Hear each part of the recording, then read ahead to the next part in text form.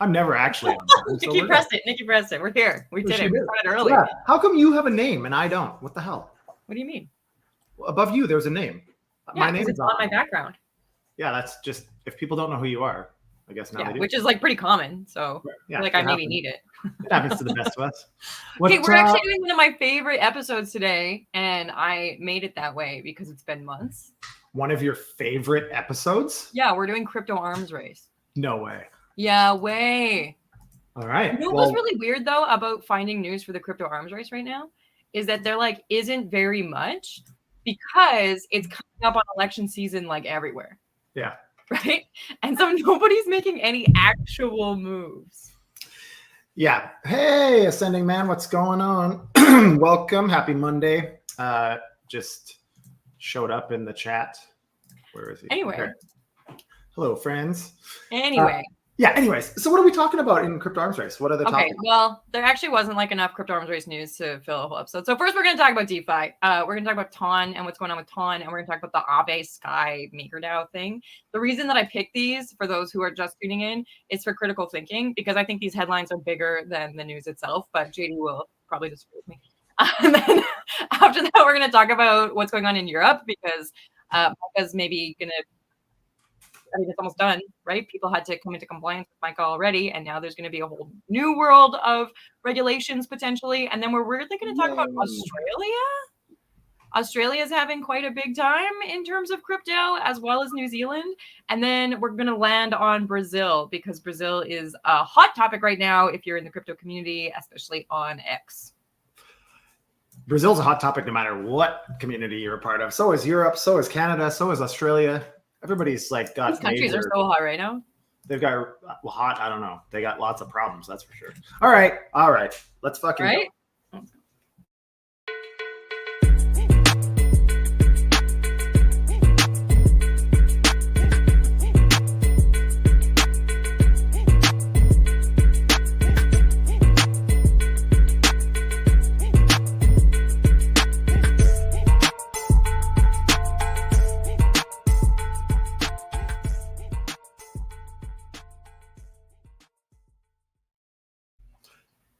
Okay, so guess what I just noticed? Oh my God, normally my vice time, like when I got to eat mints or back when I vaped, I got nothing to do now. So oh man, we watch that video and it's like you could read the news. Could almost read the news. All right, let's go. You could drink a whole glass of water. Okay, do you like TON? Are you a TON person? You know, TON. TON, yeah. TON. It's not Canadian. It's TON. Okay, listen. They have some sort of boost right now. We talked about different boosts and incentives in quite a few of the last episodes. TON Foundation is also having a DeFi incentive program. They've added 24 million worth of TON coin to their ecosystem. So now their total program value is $75 million. The idea is that they're going to attract traders, liquidity providers, etc., to all of their protocols. They're going to work on some of their different tokens, TON, USDT, TS TON, and ST TON. I think this is kind of, for me, this is almost like a nothing burger because this is what everybody's doing. But what do you think, JD? Do you care about this? Yeah, I mean, I talk about this quite a bit. We had a guest on Friday, Firestorm. We talked a lot about incentives and so on. If you want to get our overarching opinion and a little bit of a deeper understanding of what incentive programs really are, you can check out that episode. But I mean, this is not insignificant. 24 million is a pretty substantial amount of their asset. Granted, they created the asset out of thin air, so it's not like they're actually taking $24 million and pumping it into this. But it is the standard way of attracting liquidity, especially early on.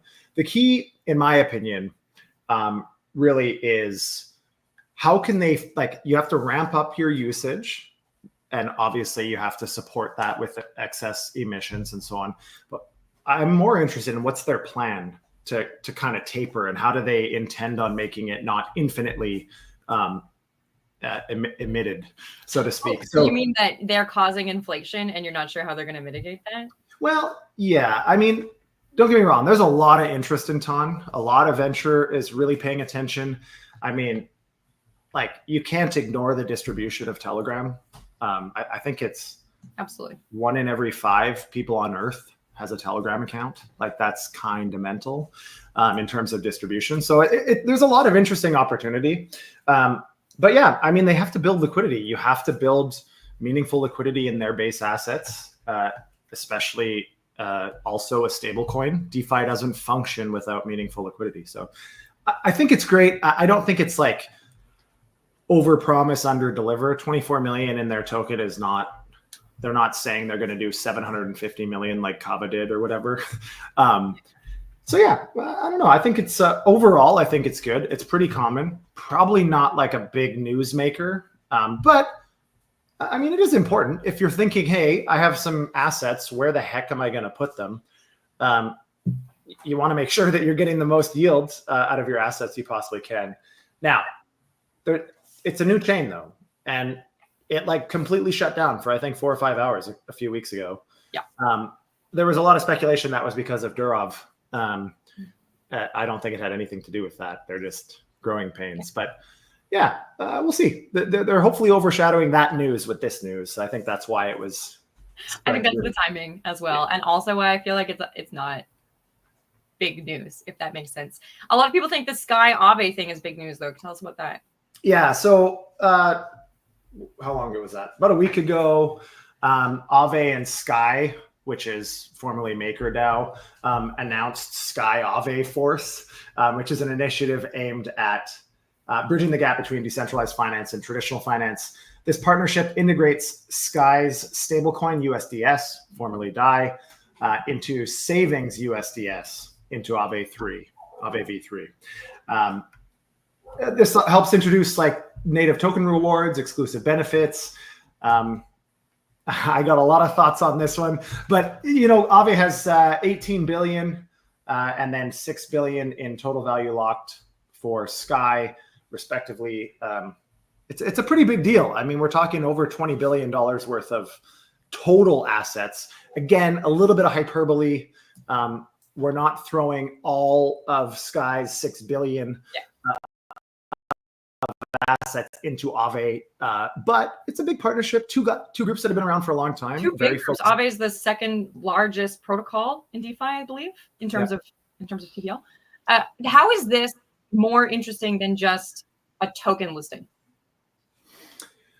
Well, I mean, we've seen, if you look at Coinbase as an example, Coinbase, if you deposit USDC at Coinbase, there's built-in yield.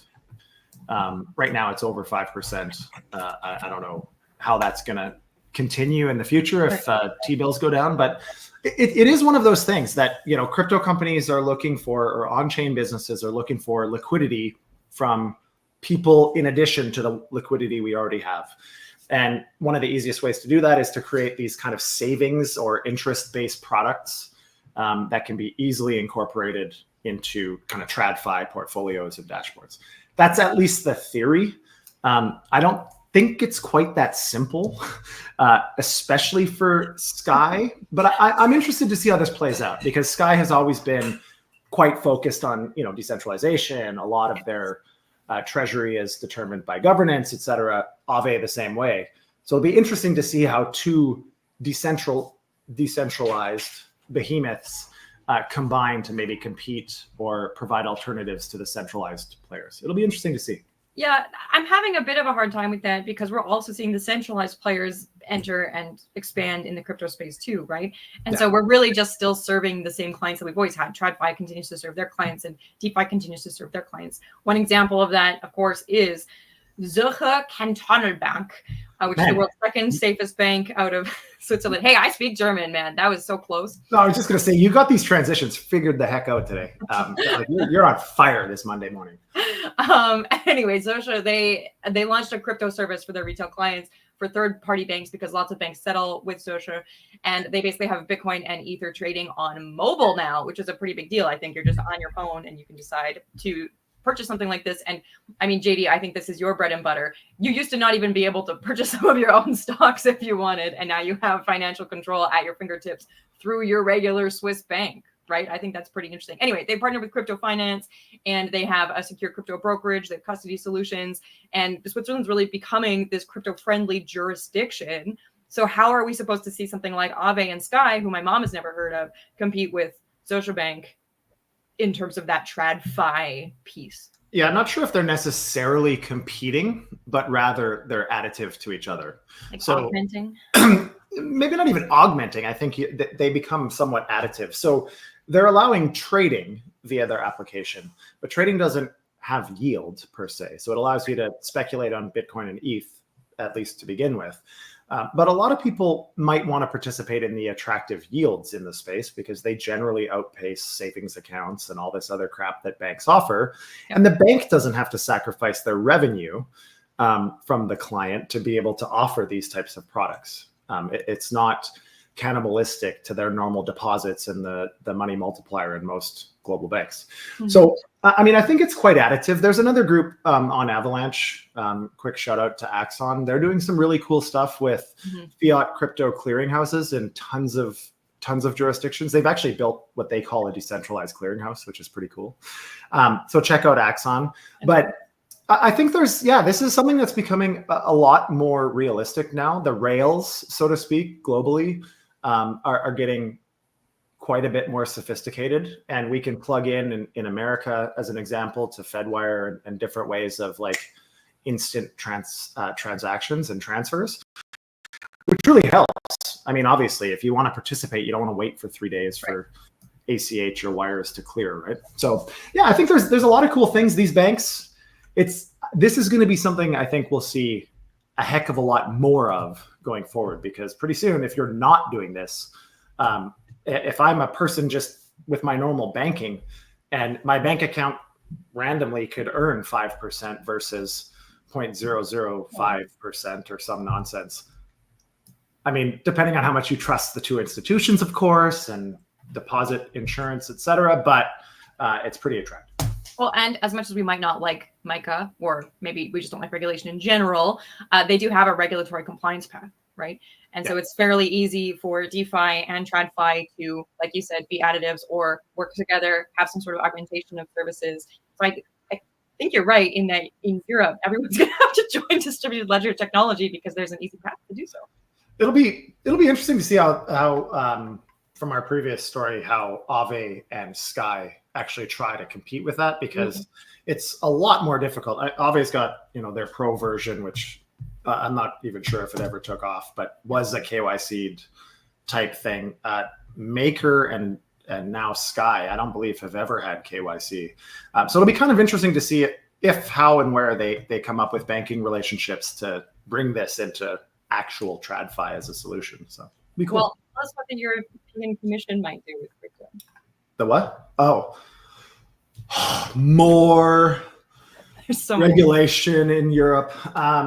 Now, I don't want to go down a rabbit hole on my criticisms of Europe of late, but regardless of that, Europe heads into an election season, and the European Commission's vote is set to shape the continent's crypto policies for the next 5 years, while the center-right shift in Parliament may promote less interventionist approaches. Cryptocurrency regulation remains nonpartisan. Key positions in the Commission will be pivotal, with influential individuals driving innovation policies in around blockchain and digital assets. Institutional adoption of crypto could trigger significant regulatory reactions as Europe balances maintaining its global leadership with attracting growth and jobs through favorable regulatory frameworks. I think this is such an interesting, like, deal? Like, isn't this everywhere? Yeah, I feel like this is also a bit of a nothing burger of an article. Yeah. All it's really saying is like, hey, do you remember MiCA? We're probably going to do more than that. So for clarity, MiCA has come into play. It's not 100% in play yet, but in June 2023, we saw the European Commission, well, before that, in 2022, we saw the European Commission say, hey, you're going to have to come into compliance, and we're making some rules about how that's going to work, and then we're going to slowly stage it out. And so that started in June 2023, and it's supposed to come in, you have to be in complete compliance by December 2024. So that's coming up soon. And then they timed that really well to close pre-election season so that nobody can muck around with it. So that's just going to stay in place. All of those regulations are going to be what they are. And then the European Commission will probably make new regulations.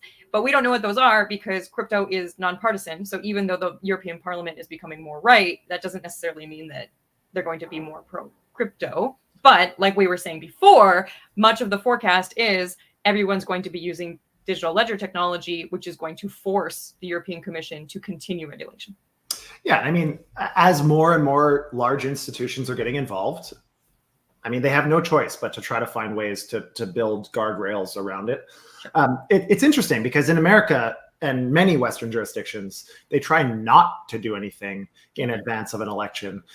In this particular case, they're trying to do something because in the EU, it's a lot harder to unwind existing legislation than it is in America, where they repeal stuff all the bloody time. We whipsaw so much in America. They're trying to push stuff through and make it a little bit more sticky in Europe. We'll have to see. I mean, I didn't hate MICA, all things considered. You know, I didn't either. I thought that it was fairly clear. Nothing was really like way left field. I'm not like super excited about the application process and the amount of licenses they've given out. I've been a pretty big critic of that, but otherwise, I think it was pretty good. It seems to me like they've done it with somewhat of a level head, trying not to stifle growth, but also trying to find ways to participate meaningfully. The UK, on the other hand, not so much. Yeah, not doing it.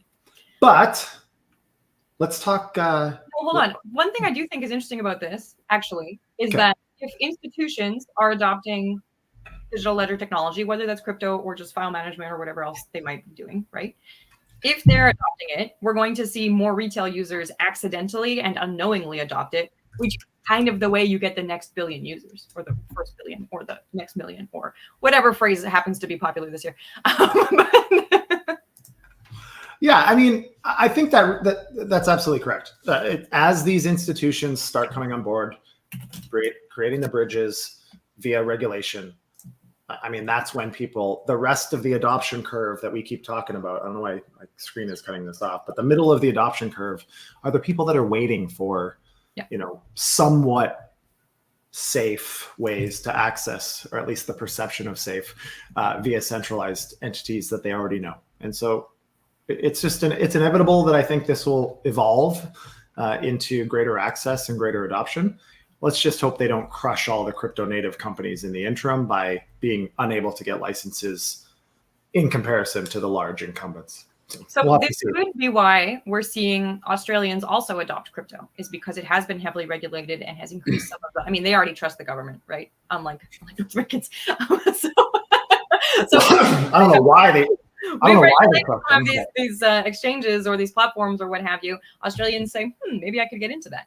And so a new survey by Easy Crypto and Protocol Theory has revealed a strong surge in cryptocurrency adoption across Australia, with nearly half of Australians indicating they plan to purchase crypto within the next year. The same survey, conducted on over 1,000 Australian adults between the ages of 18 and 70, says that 20% of Australians already own or have previously owned crypto.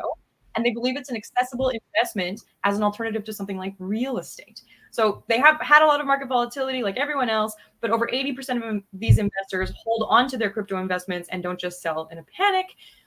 I think this is kind of interesting because Australia hasn't really been our main character in crypto arms race historically. Yeah, I mean, they talked about the CBDCs pretty early on, and they had some pretty pro-crypto claims, at least early on. They didn't do anything about it, but I mean, this is probably pretty common. A lot of people are saying, yeah, it's probably something that we might want to participate in. We hear most people have heard of Bitcoin and Ethereum now. It's all over mainstream media, and so this kind of doesn't surprise me. Do we care about the 20 million people that live in Australia? Of course, we care about them. Is it going to move the needle globally? I'm not sure, but again, most jurisdictions are looking at other jurisdictions as case studies and examples of what should and should not be done. So I think it won't be a horrible experiment. That being said, it's worth noting that clearly there's a lack of education here, because real estate and crypto are vastly different investment vehicles. Take rate of return out of it. They are completely different concepts. And so I hope people don't meaningfully conflate the two, because that... Well, we also don't know the validity or the background or context of the study, to be fair. They could have just asked 1,000 Australians on the street who were like, yeah, I could invest in something. I could invest in real estate, stocks, or crypto, right? Like, yeah, it's a good point, actually. You gotta take these surveys with a grain of salt. Who did they survey? Where, why, what were the Why? questions? Like, is it even relevant? Was anything leading? Kind Who of did bias was built in. Which outliers did they remove? Oh, yeah, All we that should run a stuff is stats okay. class. Go FUD Yourself stats class. Yeah, no, But sure. something else that's interesting about Australians is that they want Bitcoin or crypto to be more accessible. They have the most crypto ATMs. Yeah. Like per capita. We were just reporting on the amount of crypto ATMs declining significantly not that long ago. There's a lot of theft and scams and all that crap that was going on. And people that were using the ATMs then became targets when they left the location, et cetera, et cetera. Anyways, Australia is experiencing a significant surge in their Bitcoin ATMs, which they're considered the fastest growing global market for Bitcoin ATMs. Again, given my point of a few minutes ago, their population and GDP isn't very high. So it's definitely something worth thinking about. They've overtaken other markets. They're still sitting behind the US in terms of total number of ATMs. But if we looked at that over population, it might be interesting. They allow users to convert cash into crypto or withdraw cash from token sales, a service hailed by some for enhancing financial inclusion. However, concerns remain over the use of these machines for illicit activities like money laundering, yada, yada, blah, blah, blah. Have you ever used one? Would you use one? Have you used one? No. Okay. I see Canada, them all the time. they always look really sketchy. I don't know if you remember that. I don't know if they look sketchy in the States, but in Canada, they're always like in a weird back hallway at a mall or something. And there's like a dirty gas station somewhere from the RCMP. And like, there's all these warnings stickered on the side about not getting scammed. And I don't think you could convince me to use something that looks that bad. You know what I mean? But because it's a financial product, they also can't make it look cool. So yeah, I mean, I think it's a totally different concept than using an ATM for ATM's sake. There's a lot of protections with respect to your bank and your ATM card or your debit cards and so on, and responsibilities that they have. That doesn't really exist for the Bitcoin market in the same way. You're not going to get your money back if somebody took it from you right outside the store. Now, where I think this is kind of a nothing burger, to be honest, is instant crypto to fiat conversions are available in pretty much every major jurisdiction now. Yeah. So if I want to get money in crypto, I can do it to a fairly substantial amount. With not the worst fees relative to these, almost instantly, both in and out. And I don't have to go to a sketchy gas station and do all this other stuff. The other thing that they're doing that I've noticed is they're creating wallets for you. Yeah. Which is like, all it would take is some leak of the private keys from that ATM or something, and that would be I'm going to do it for the sake of Go FUD Yourself. I'm going to do some investigative journalism. I'm going to go to 2 different Bitcoin ATMs, see if I can find 2 different brands or something. And I'll try them. Careful. Don't connect any wallets that actually matter. Definitely not that. Okay. On this note, let's not dive too far into this, but Australians, you are going to be shocked. In the last year, have lost 122 million to crypto investment scams. So here they are thinking that it's more legit. Here they are having this wild increase in Bitcoin ATMs where they're failing basically everywhere else. And then data from the Australian Cyber Security Center says nearly half of the Australian dollar, 382 million Australian dollars, 9 million Australian dollars, was lost to investment scams during the 2023-2024 financial year. All of this money involved crypto, basically. So individuals under the age of 50 were disproportionately targeted. That's not a surprise, accounting for 60% of the reported incidents. Is this a surprise to you that we see crypto usage and adoption go up and we also see scams go up? No. I mean, we talk about this all the time, right? That when we're in a bear market, scammers are broke, so they find ways to scam. When we're in a bull market, we get a lot of new entrants that are maybe a little bit more naive, or at least haven't been scammed yet and aren't always second guessing everything. So it's pretty standard. I mean, it's a lot of money, obviously, even for a smaller economy. That's a lot of people that are getting burned, but yes, it's kind of happening everywhere. I mean, not that it's okay. It's absolutely ridiculous. I comment on this stuff all the time that if they put half the energy into doing something legitimate, they'd probably make way more money and wouldn't have to look over the shoulder for the rest of their lives by scamming people. But, people perceive that as the fastest path to some sort of wealth. And here we are. Well, with Australians being so excited about crypto, but also getting scammed, New Zealand is also going to regulate crypto in a way that they haven't before. Yeah, so there's a new tax bill at the very least in New Zealand that they proposed that would implement the OECD's crypto asset reporting framework called CARF. As an acronym, CARF. It sounds like a dog. And it would amend the Common Reporting Standard, CRS, to address crypto taxation starting in 2026, which is pretty far down the road and gives ample opportunity for amendments. Crypto service providers will be required to report user transaction data to the government, with global information exchanges taking place by September 27. The proposed regulations include fines for non-compliance ranging from 20 to 100,000 New Zealand dollars. The fines are low. The fines are low. So why participate in crypto if you're going to have all your stuff shared? Well, you got to be careful, right? Because, you got to be careful because these smaller jurisdictions are just going to make it so entities just don't allow access to smaller countries. New Zealand's population is pretty small. I think it's like 4 or 5 million, I think, the whole country. I can't remember, but the population is pretty small. So if I'm an entity and it's like, how many? 5 mil, just over 5. That was a pretty good guess. But yeah, I mean, the population is not very high. If I'm looking at it like, what opportunity cost am I missing if I don't adhere to some crazy regulation? This isn't crazy, by the way, but if I don't adhere to it, am I even willing to take that risk? I don't know. It's a decision that I think most companies will have to make, but we'll see. Okay, listen, we've only got like 3 minutes, and I am desperate to talk about Brazil. Do it. Let's do it.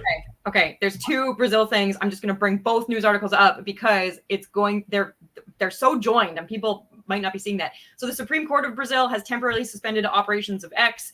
Basically, X failed to comply with a legal requirement to have a legal representative. Once they have that legal representative, they'll be allowed to operate again. So there's a little bit of misinformation about it being like a permanent ban. It's not a permanent suspension or ban.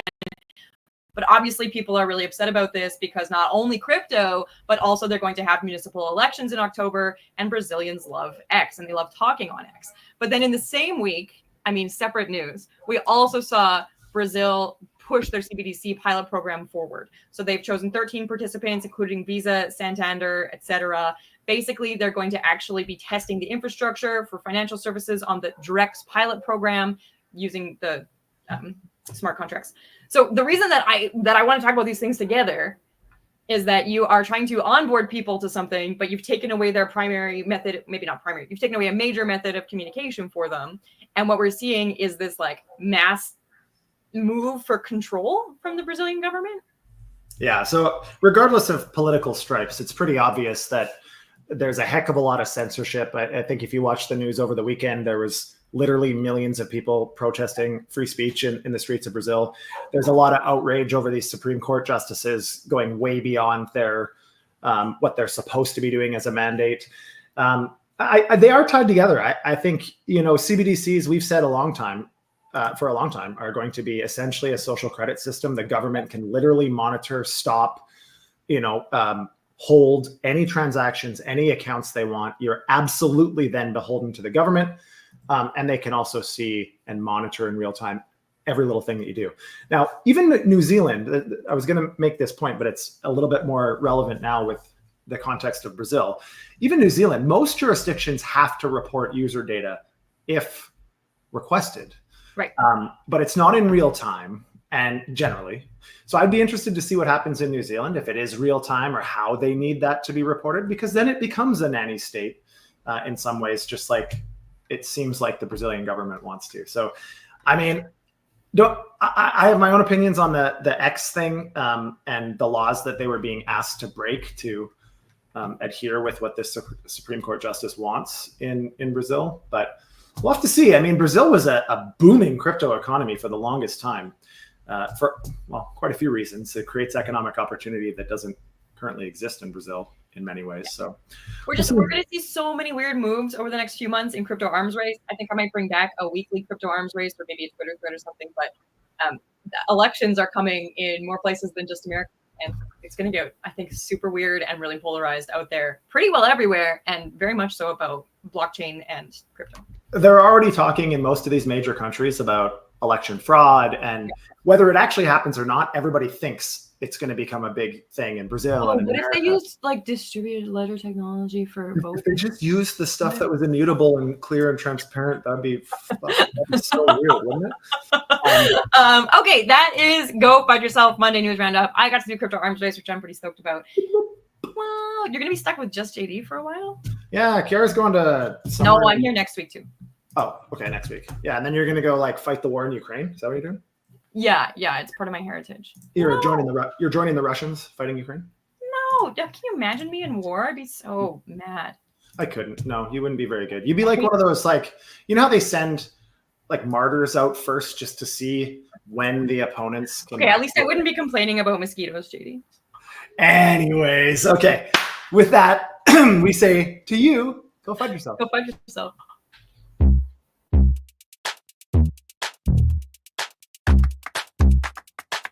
With that, I have to say, go FUD yourself. Go find yourself. Go FUD yourself. Go find yourself.